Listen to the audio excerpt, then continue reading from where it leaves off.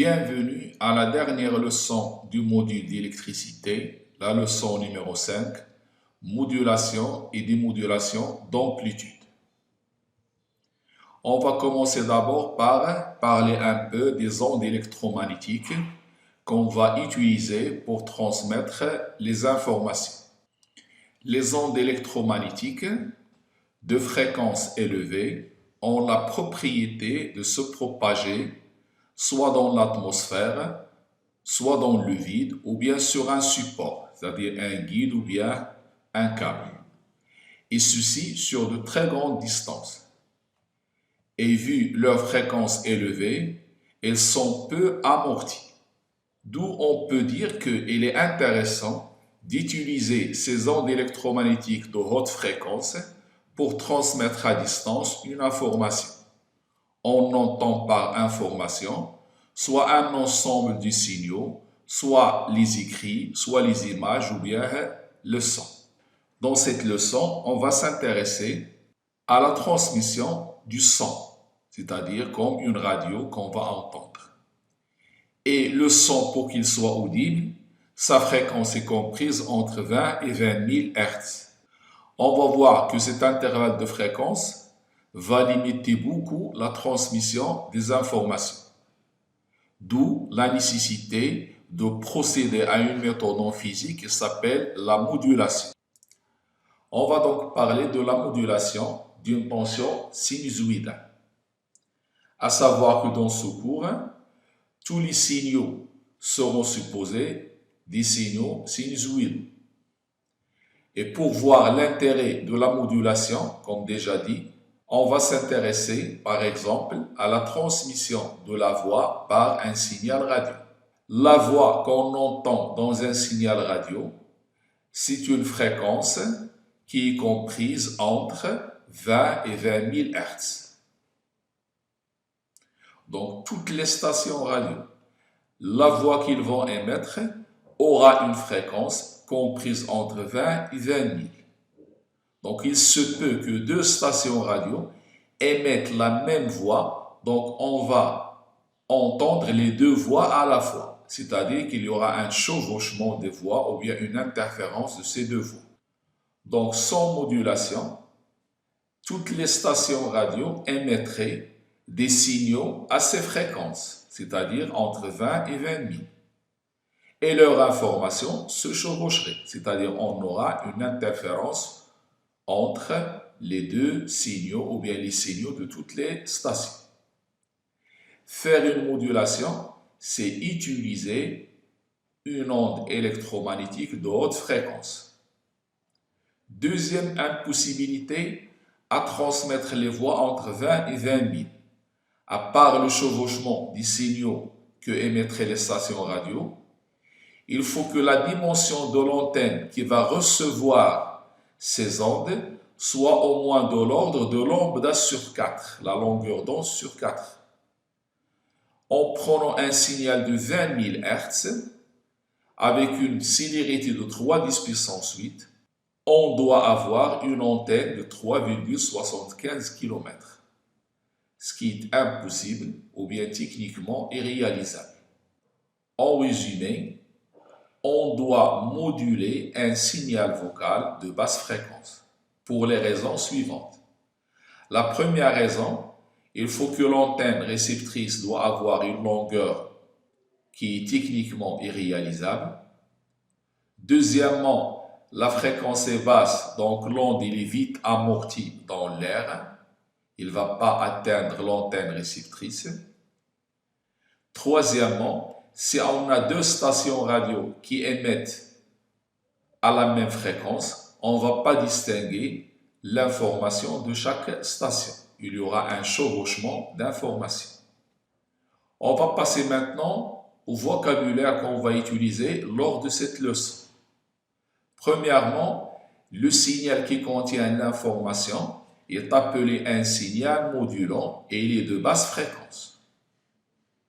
Et ce signal modulant de basse fréquence est utilisé pour modifier, c'est-à-dire pour moduler, une des grandeurs caractéristiques de la tension de haute fréquence. Cette tension de haute fréquence est appelée la porteuse. En résumé, le signal modulant de basse fréquence va modifier soit l'amplitude, soit la fréquence, soit la phase de la porteuse. La porteuse est un signal de haute fréquence. Donc, on va utiliser la porteuse pour transporter l'information.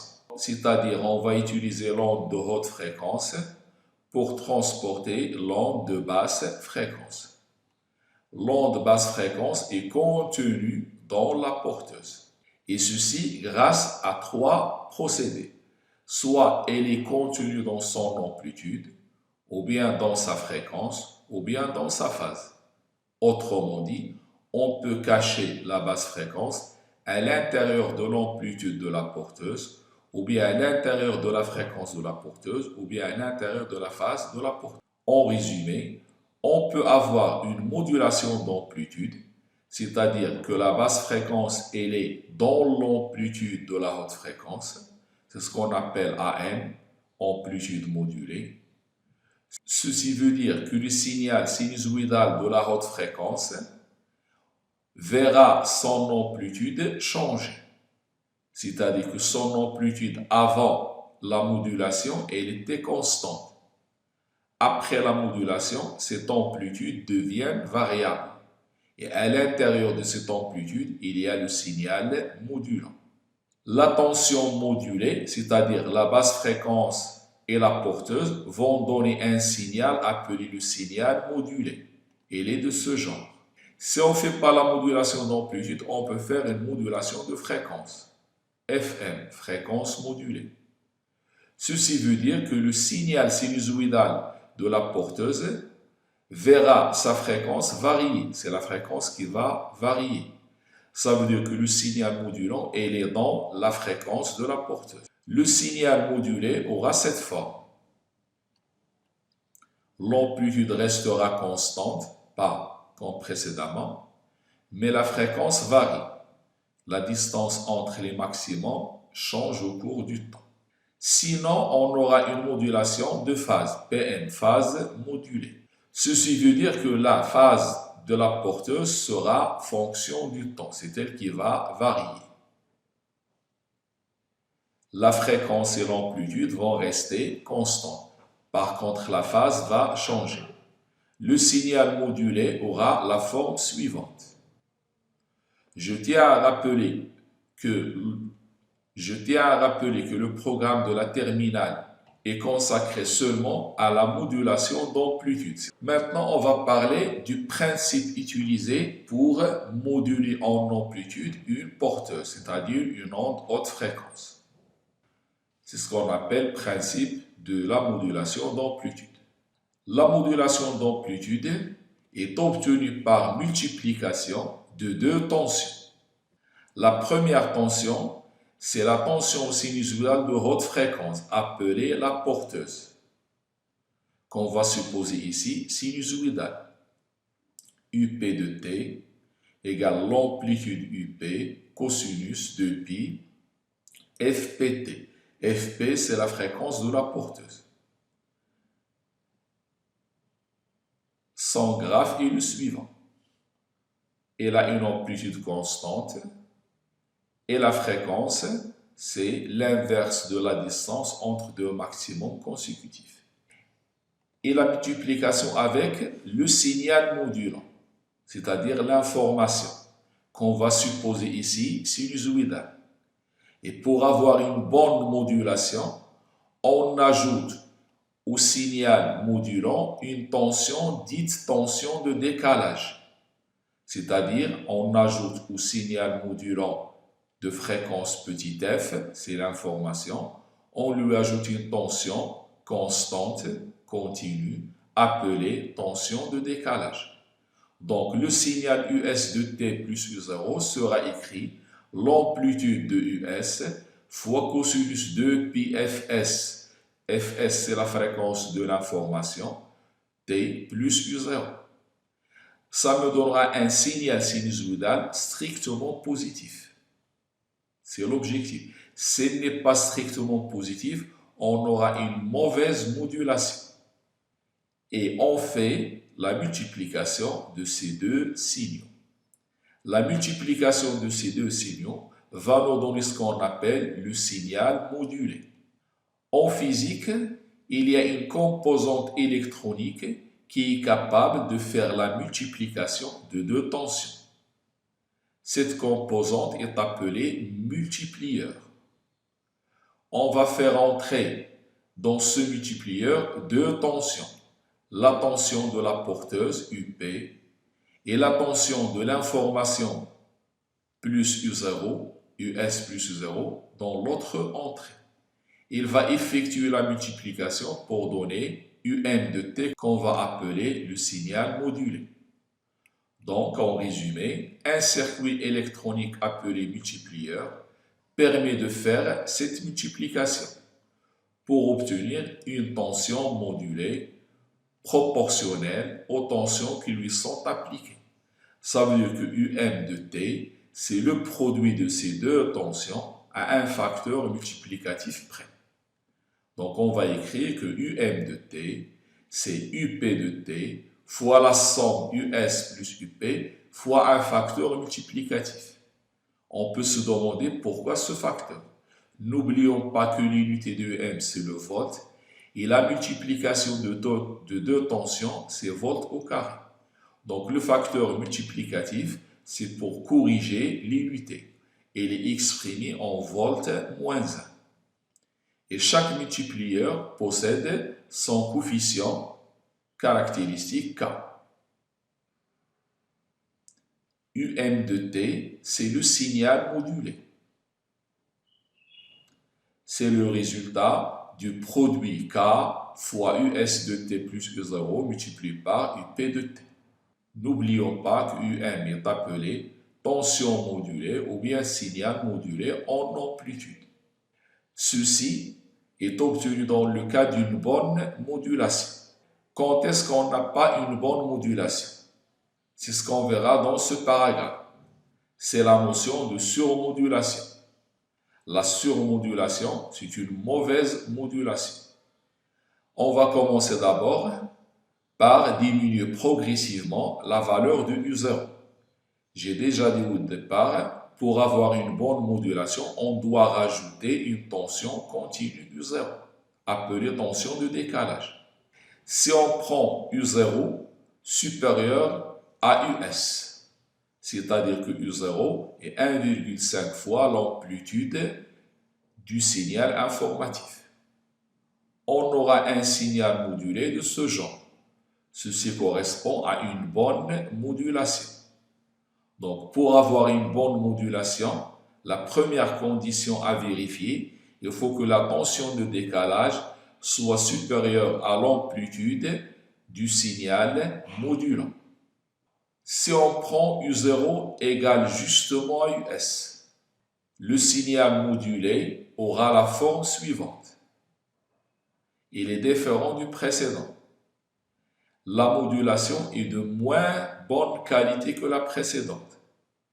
Ce type de modulation, lorsque U0 égale US, est appelé modulation critique. Soit on a une bonne modulation lorsque U0 est supérieur à US, soit on a une modulation critique lorsque U0 est égal à US. Mais si U0 est inférieur à US, le signal modulé est de cette forme. Ceci, c'est une mauvaise modulation. Elle est appelée même surmodulation. Donc, chaque fois qu'on a U0 inférieur à US, on a une surmodulation d'amplitude. Donc, à retenir, la première condition pour avoir une bonne modulation, c'est avoir la tension de décalage U0 supérieure à US. Maintenant, on va parler du choix de la fréquence de la porteuse par rapport à la fréquence du signal. On va diminuer progressivement la valeur de la fréquence de la porteuse, FP. Et prenons le cas où FP, il est 10 fois la fréquence de l'information. Si la fréquence de la porteuse est 10 fois la fréquence de l'information, le signal modulé est le suivant. On reconnaît la bonne modulation. Si maintenant Fp elle est égale à 5 fois Fs, on aura un signal modulé, mais la qualité elle est moins bonne que la précédente. Si on prend la fréquence Fp est proche de Fs, on voit qu'on a une très mauvaise modulation. Donc en résumé, pour avoir un bon choix de la fréquence de la porteuse qui va nous aider à avoir une bonne modulation, il faut que la fréquence de la porteuse soit très supérieure à la fréquence de l'information, au moins 10 fois, pour avoir une bonne modulation. Donc comme conclusion, les conditions d'avoir une bonne modulation sont les suivantes. Premièrement, U0 doit être supérieur à US. Deuxièmement, la fréquence de la porteuse doit être supérieure ou égale à 10 fois Fs. Après cet aperçu qualitatif de qu'est-ce que ça veut dire la modulation d'amplitude, on va maintenant attaquer la modulation d'amplitude d'un point de vue théorique. Et commençons par donner d'abord qu'est-ce que c'est que la définition de la modulation d'amplitude. C'est une question qui peut être posée le jour de l'examen. La réponse est la suivante. On a modulation d'amplitude si l'amplitude de la tension modulée UM de T est une fonction affine de la tension modulante US de T. Elle s'écrit UM de T égale A US de T plus B.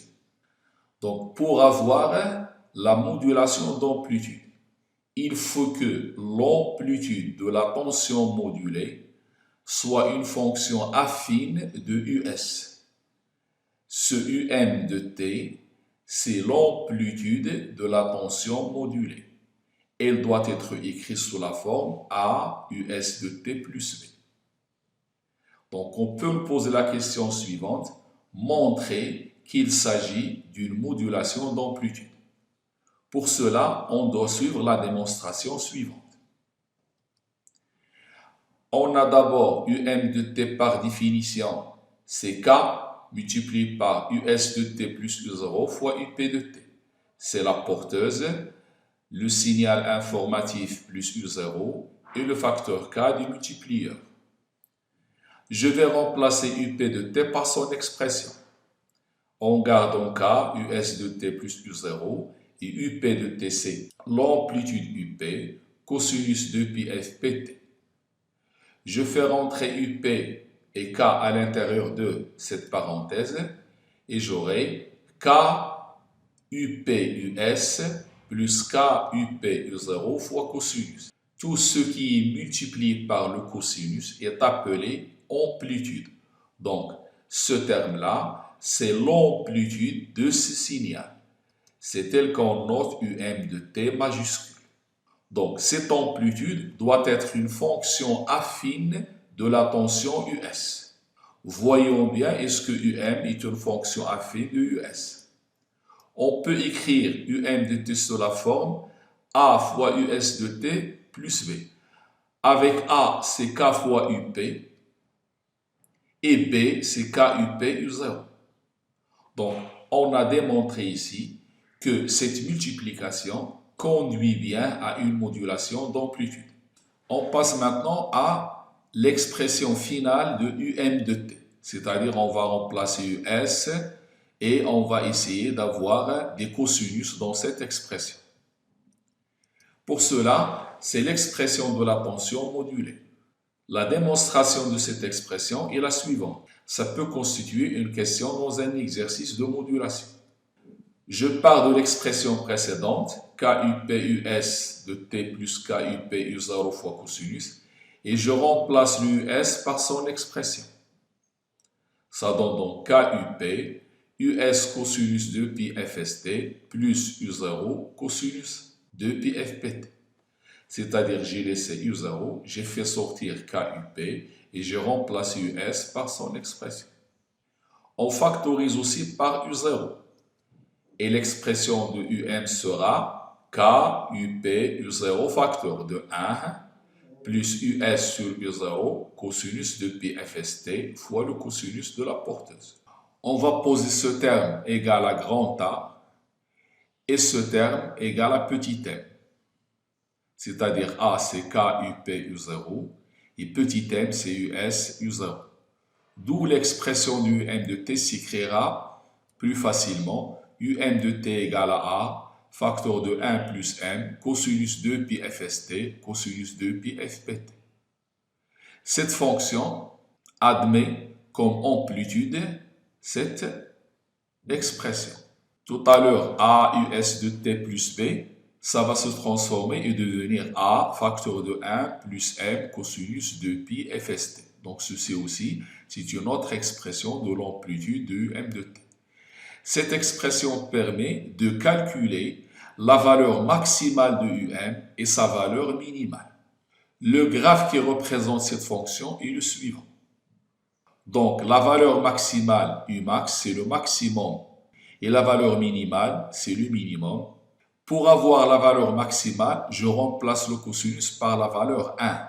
Et à ce moment-là, Umax sera égal à A facteur 1 plus M. Donc cette valeur, c'est A facteur de 1 plus M. Pour avoir la valeur minimale, je dois remplacer le cosinus par sa plus petite valeur, c'est moins 1. Donc U minimal sera égal à A facteur de 1 moins M. Donc à connaître par cœur l'expression du Umax et l'expression du U minimal ainsi que l'expression de petit m. C'est la deuxième démonstration qu'on peut nous demander. C'est l'expression du UM ou bien de mettre UM de T sous la forme A facteur de 1 plus M cosinus de pi FST fois cosinus de pi FPT. Troisième question, on va chercher les fréquences qui sont dans ce signal.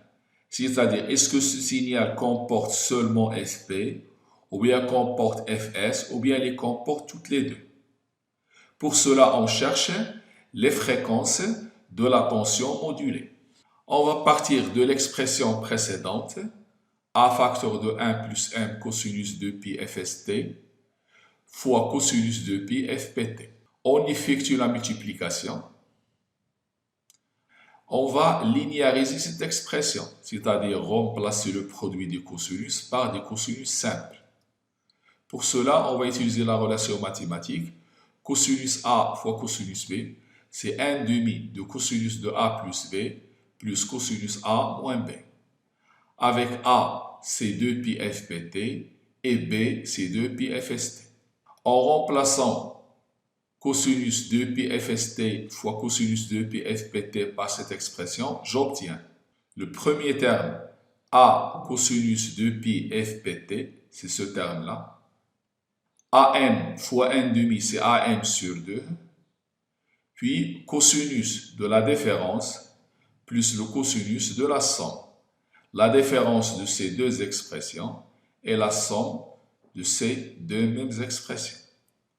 La différence, ça fera 2 pi Fp moins Fs fois T. La somme, ça sera 2 pi Fs plus Fp fois T. Donc, je constate que UM de T, c'est la somme de trois fonctions sinusoïdales qui a chacune une fréquence. La première fonction a une fréquence Fp. La deuxième fonction a une fréquence Fp moins Fs.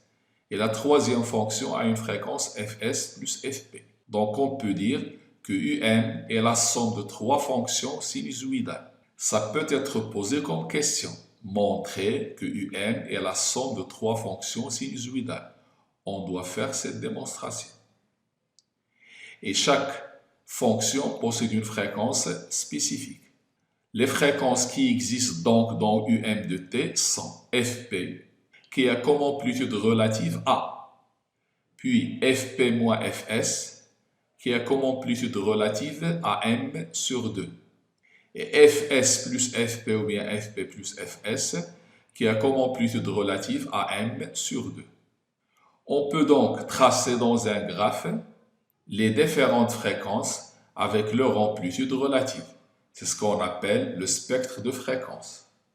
Il comporte les trois fréquences Fp moins Fs, Fp, Fp plus Fs. Cette bande, à partir de Fp moins Fs jusqu'à Fp plus Fs, s'appelle une bande de fréquence et elle a une largeur de 2fs, c'est-à-dire la largeur de la bande de fréquence qui est dans UM de t est 2 fois la fréquence du signal informatif. Donc le spectre en fréquence de l'attention modulée occupe une bande de fréquence de largeur de fs, centrée sur la fréquence de la porteuse fp. Donc ceci, c'était les différentes démonstrations qu'on peut nous demander dans un exercice de modulation. À commencer par montrer qu'il s'agit d'une modulation d'amplitude, à montrer l'expression du UM de t et à déterminer les valeurs maximales et minimales. Et troisièmement, montrer que la tension modulée est la somme de 3 fonctions sinusoïdales et déterminer leur fréquence. Dans la deuxième partie de l'introduction, on avait parlé de la surmodulation, ou bien on avait parlé des conditions à satisfaire pour avoir une bonne modulation. Pour cela, on va définir ce qu'on appelle le taux de modulation. Ce taux de modulation va nous donner une idée sur la qualité de la modulation. On peut le définir de 2 façons différentes. La première façon avec laquelle on peut le déterminer, c'est à partir de UM de t en mode balayage, c'est-à-dire en nous donnant la courbe qui représente UM de t. Une fois qu'on a cette courbe, on peut calculer ce qu'on appelle le taux de modulation. On rappelle que le taux de modulation, c'est US sur U0. C'est la définition du taux de modulation. Si on a ce graphe, on peut le calculer par la méthode suivante. Prendre U maximal et U minimal, faites la différence U max moins U min sur U max plus U min. Je tiens à vous avertir qu'il ne faut pas commettre l'erreur suivante, qui est très fréquente. C'est prendre cette valeur, c'est US plus U0, et cette valeur, U0 moins US. Ce signal n'est que l'enveloppe de UM de t, qui est le résultat de la multiplication de UP avec US plus U0. Donc, pour déterminer M à partir de ce graphe, il suffit de relever la valeur maximale, la valeur minimale et appliquer cette règle. La deuxième méthode, c'est la méthode du trapèze, et ceci en mode XY, c'est-à-dire sur l'écran de l'oscilloscope, on trace la fonction UM de t, celle-là, mais cette fois-ci pas en fonction du temps, mais en fonction de US de t plus U0. Si la modulation est bonne, on obtient un trapèze. Sur ce trapèze, on détermine la hauteur de la petite base appelée h, puis la hauteur de la grande base appelée grand H, et le m qui est US sur U0, il devient grand H moins petit h sur grand H plus petit h. On utilisera cette relation que si on a un trapèze, c'est-à-dire on est en mode XY. Parfois, on nous donne un trapèze et on nous demande de déterminer US et U0 à partir de ce trapèze. C'est-à-dire à partir de cette figure, on doit déterminer US et U0 et calculer enfin M en utilisant US sur U0. Ces deux points, à partir de là jusque-là, ceci c'est la valeur minimale de US plus U0 et ça c'est la valeur maximale de US plus U0. La valeur minimale de US plus U0, c'est U0 moins US. Et la valeur maximale de US plus U0, c'est U0 plus US. Donc, si je fais la somme de cette valeur et celle-là, je vais obtenir 2 fois U0. Il suffit de diviser par 2 pour obtenir U0. Si je fais la différence de ces deux valeurs, j'obtiens 2 fois US. Et en divisant par 2, j'obtiens la valeur de US. Une fois que je connais US et U0, je peux appliquer la règle US sur U0 et calculer M. Ce sont les différentes méthodes appliquées pour définir ce qu'on appelle le taux de modulation. Je rappelle que pour avoir une bonne modulation, il faut que U0 soit supérieur à US. Donc, si on nous demande de calculer le taux de modulation et de conclure, si n est inférieur à 1, on dira qu'on a une bonne modulation. Si n est supérieur à 1, on dira qu'on a une surmodulation. Si n égale à 1, on dira qu'on a une modulation critique. La vidéo suivante va nous montrer les différentes étapes suivies expérimentalement pour effectuer la modulation d'amplitude. On va réaliser sur ce logiciel Electronic Workbench l'expérience de la modulation d'amplitude. Pour cela, on a besoin d'un générateur qui va nous donner la tension de la porteuse. Donc, il doit être de haute fréquence. Je vais choisir comme amplitude 7 volts. Et comme fréquence, je vais choisir 4000 Hz, 4 kHz. Et la phase 0, phi égale à 0. Donc le générateur, le premier. J'ai besoin d'un autre générateur qui va me donner la tension du signal qui contient l'information, c'est-à-dire la tension de basse fréquence. Je vais prendre 2 volts comme amplitude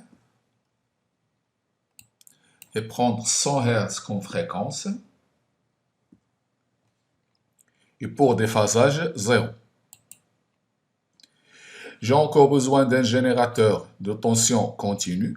C'est le générateur qui va nous donner la tension de décalage. Prenons par exemple 2 volts comme tension de décalage. Donc le montage est le suivant. Je vais relier d'abord ce générateur basse fréquence à celui qui va donner la tension de décalage U0. Donc U0 c'est 2 volts. Après on a la masse. Je relie le premier générateur à la masse.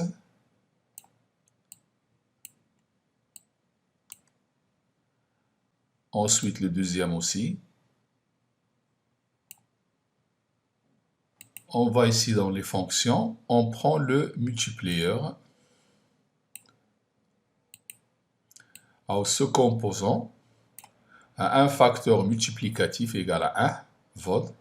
C'est-à-dire qu'il va effectuer le produit fois 1 volt. Je vais relier à la voie X la tension US plus U0 et à la voie Y la tension UP. Donc à la sortie ici, on va avoir la tension qui est le produit de US plus U0 fois UP fois 1 volt. On va avoir besoin d'un oscilloscope pour visualiser les différentes tensions. Maintenant, on va relier la masse de l'oscilloscope à la masse commune du circuit. Après, on va visualiser la porteuse sur la voie 1 qu'on va représenter en rouge. Et sur la voie 2, on va visualiser la tension US plus U0. C'est-à-dire cette tension au bord du générateur basse fréquence plus la tension de décalage qu'on va représenter en bleu.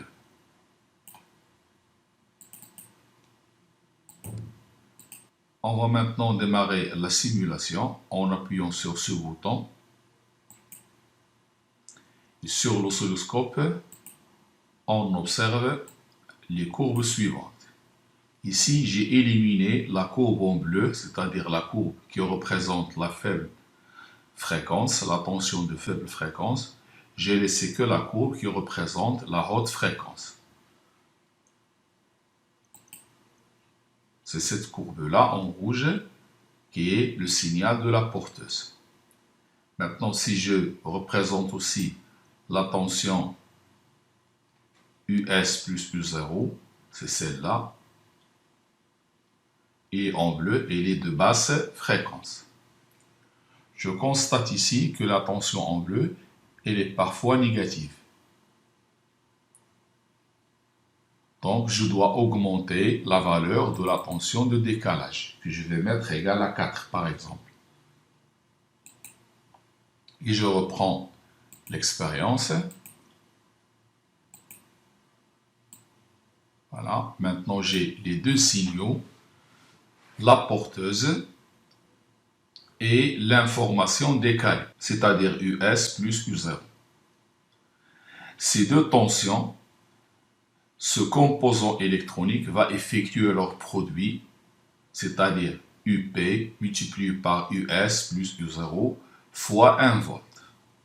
On va maintenant visualiser sur la sortie du multiplieur la tension modulée, ou bien le résultat de ce produit. Je vais éliminer cette voie. Je visualise sur la voie de tout à l'heure, où j'avais la porteuse, la tension à la sortie du multiplieur. Cette tension que je vais représenter en rouge.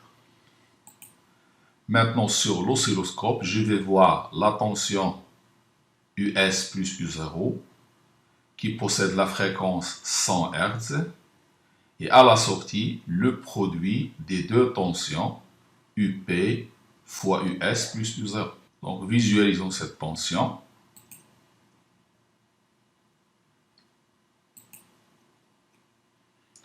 Alors, on voit ici en rouge la tension qui représente le produit, là.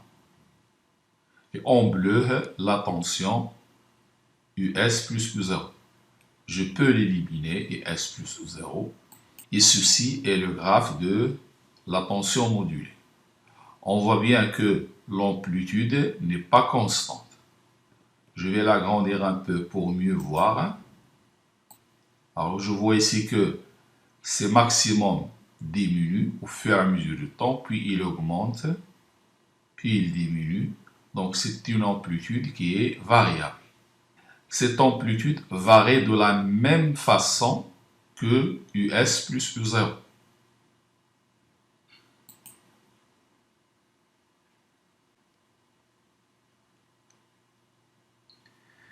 Donc, si j'arrive à avoir ces points qui se trouvent aux différents maximums et je les relie entre eux, j'obtiens le même graphe que la courbe en bleu.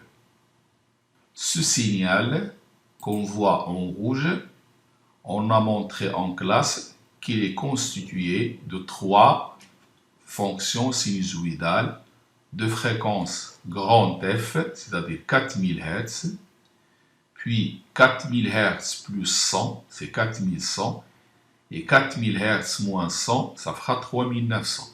Donc ce signal est composé de trois fréquences, de grand F moins petit f à grand F plus petit f.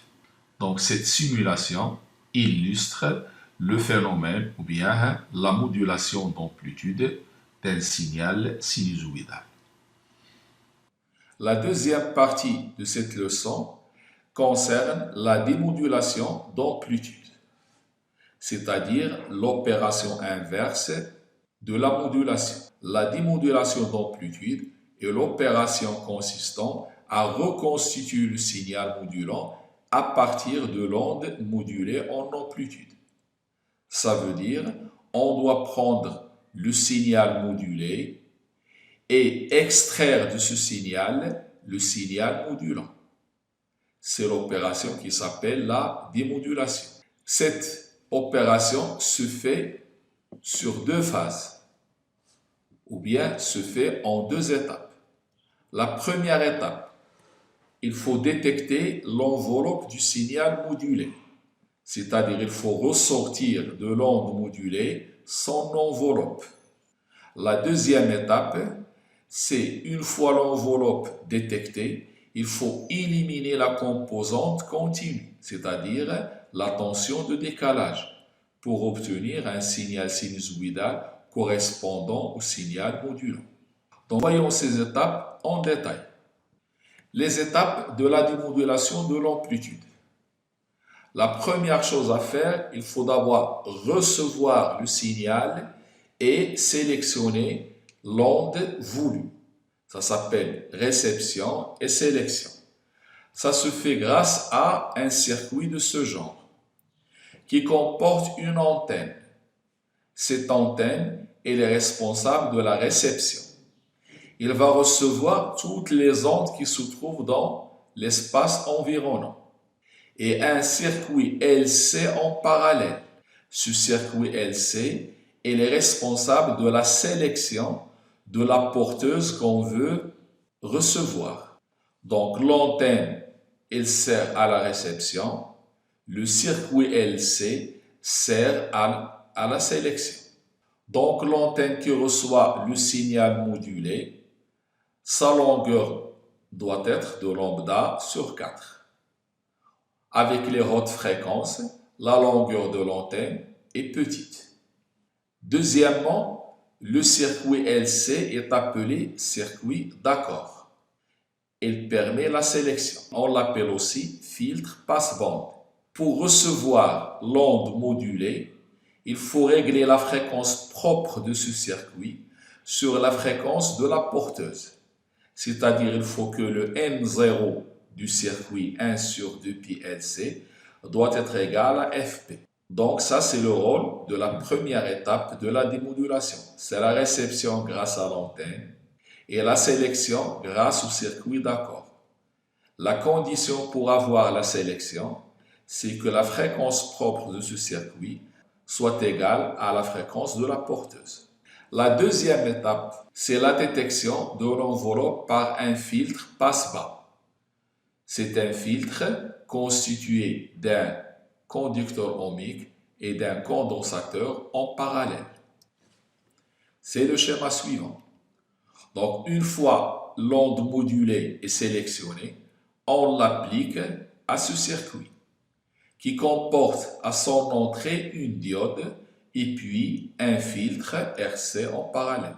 Donc, on utilise en général pour la détection de l'enveloppe un ensemble constitué d'une diode et d'un circuit RC parallèle ou bien un dipôle RC parallèle. Il ne suffit pas de choisir un dipôle RC quelconque. Pour avoir une bonne détection d'enveloppe, il faut que la constante de temps tau de ce circuit vérifie certaines conditions. Il faut que 1 sur tau de ce circuit soit très inférieur à la fréquence de la porteuse et supérieur à la fréquence du signal informatif, c'est-à-dire le signal qui contient l'information. Si cette condition est vérifiée, on aura une bonne détection d'enveloppe. Sinon, on aura une mauvaise détection d'enveloppe. Commençons par le rôle de la diode. La diode va servir à redresser la tension UM de T, c'est-à-dire à ne garder qu'une partie de cette tension. On va choisir de garder la partie positive. Donc, cette diode va diviser cette tension modulée en deux. Il ne va laisser passer que la partie positive. La partie négative, il est éliminée. Cette opération s'appelle redressement de la tension modulée. Un circuit RC appelé filtre passe-bas va récupérer l'enveloppe du signal qui correspond au signal modulant US. C'est-à-dire après ce dipôle RC, on va avoir un signal sinusoïdal qui ressemble à US en fréquence. Et pour obtenir cela, ce condensateur se charge et se décharge à l'aide de ce signal. Donc, on aura l'enveloppe de ce signal qui est comme ça. Et cette enveloppe ressemble au signal US en fréquence. La dernière partie, c'est l'élimination de la composante continue. Et ceci grâce à un filtre dit passe-haut qui est constitué d'un dipôle RC en série. Donc, on récupère l'enveloppe, on applique cette tension aux bornes du dipôle RC en série pour avoir à la sortie une tension qui ressemble à US en fréquence. Ceci, c'est l'enveloppe. Et au passage par ce dipôle, on élimine la composante continue, c'est-à-dire on élimine U0 et cette sinusoïde devient une fonction sinusoïdale tantôt positive, tantôt négative. Et ce signal ressemble à US en fréquence et non pas en amplitude. Donc, le filtre passe ou va laisser passer la tension qui ressemble à US en fréquence. Pour que ce filtre n'altère pas ce signal, c'est-à-dire n'affecte pas ce signal, la constante de temps de ce filtre doit vérifier la condition suivante. Taux doit être très supérieur devant TS. TS, c'est la période du signal de l'information. Je peux dire aussi 1 sur taux très inférieur devant Fs. Donc en résumé, cette leçon comporte deux parties. Une partie consacrée à la modulation, où on peut nous poser soit des questions de cours, qu'est-ce que c'est que la modulation, l'intérêt de la modulation, ou bien des questions de démonstration. Montrer qu'il s'agit de la modulation d'amplitude, quelle est l'expression de la tension modulée, quelles sont les différentes fréquences dans la tension modulée, et calculer aussi le taux de modulation à partir soit en mode XY ou bien en mode balayage. Je vous laisse maintenant avec une vidéo qui résume l'opération de la démodulation et ses différentes étapes. Dans cette vidéo, on va la consacrer au procédé de la démodulation. Comme vous voyez ici, vous reconnaissez le montage utilisé pour faire la modulation d'amplitude.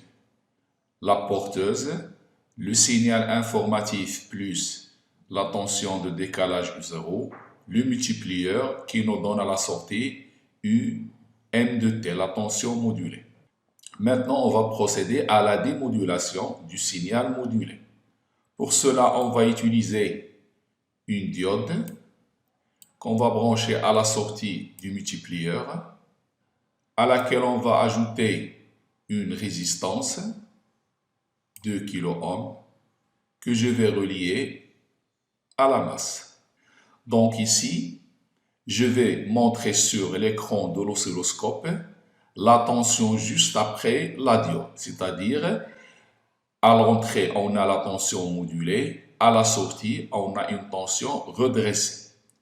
Pour cela, on va d'abord relier l'oscilloscope à la masse commune du circuit et je vais prendre au bord de la résistance la tension et je vais la noter en rouge. C'est la tension à la sortie de la diode. On active le bouton de simulation et on constate sur l'écran de l'oscilloscope la tension à la sortie de la diode. Analysons cette tension. On n'a que la moitié du signal modulé. Et le rôle de la diode, c'est redresser cette tension, c'est-à-dire ne faire passer que l'alternance positive. Je vais montrer aussi sur l'écran de l'oscilloscope la tension modulée UM de T. Et je vais la noter en bleu.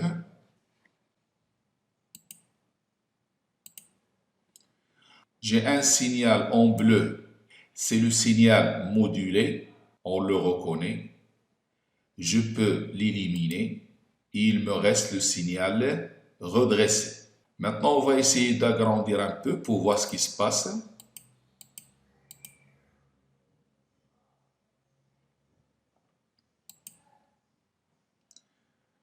Alors, ce qu'on voit ici, c'est lorsque la tension modulée est positive, la diode laisse passer le courant.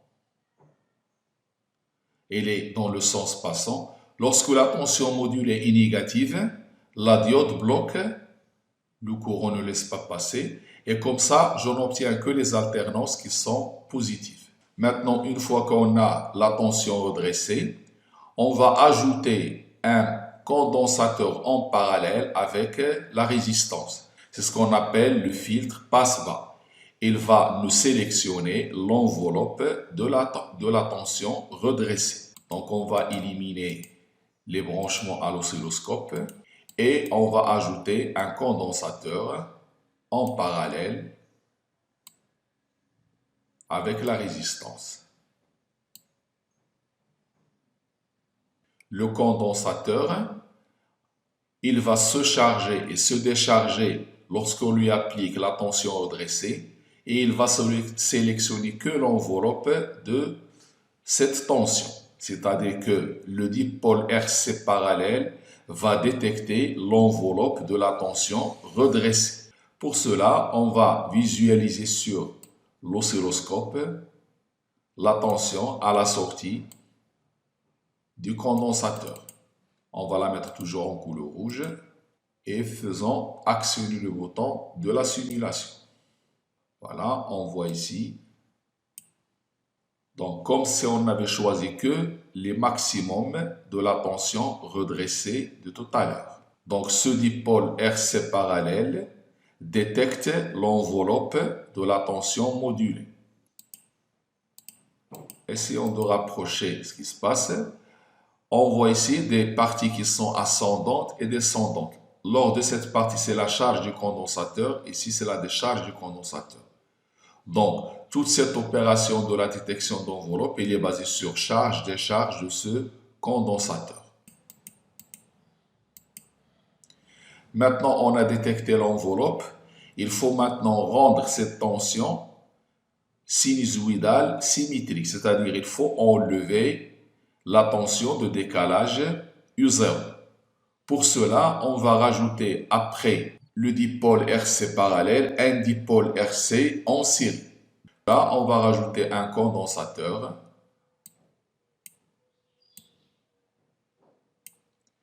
et une résistance. Et je relie la résistance à la masse. On va visualiser la tension aux bornes de la résistance, c'est-à-dire à la sortie de la résistance. Je vais la noter, la tracer en couleur rouge et je vais activer le bouton de simulation. Alors, on voit ici, on obtient une tension sinusoïdale. Cette tension obtenue a la même fréquence que le signal informatif. Pour comparer la fréquence de la tension à la sortie du dipôle RC en série avec la fréquence du signal informatif, je vais visualiser en même temps sur l'écran de l'oscilloscope la tension US plus U0 en bleu et aussi la tension à la sortie. Activons le bouton de simulation. On voit ici en rouge le signal à la sortie de la résistance, 20 kΩ. Ça, c'est la tension obtenue à partir de la démodulation du signal modulé. Elle est égale en fréquence au signal US. Donc, les deux signaux sont semblables en fréquence, donc c'est la même information. À savoir une chose, le signal en rouge ici, il est identique au signal en bleu seulement en fréquence et pas en amplitude. Et ce qui est important, c'est la fréquence. Donc, ceci, c'est le résultat final de la démodulation. C'est la fin de la leçon modulation d'amplitude et démodulation. Merci de votre attention et à la prochaine leçon.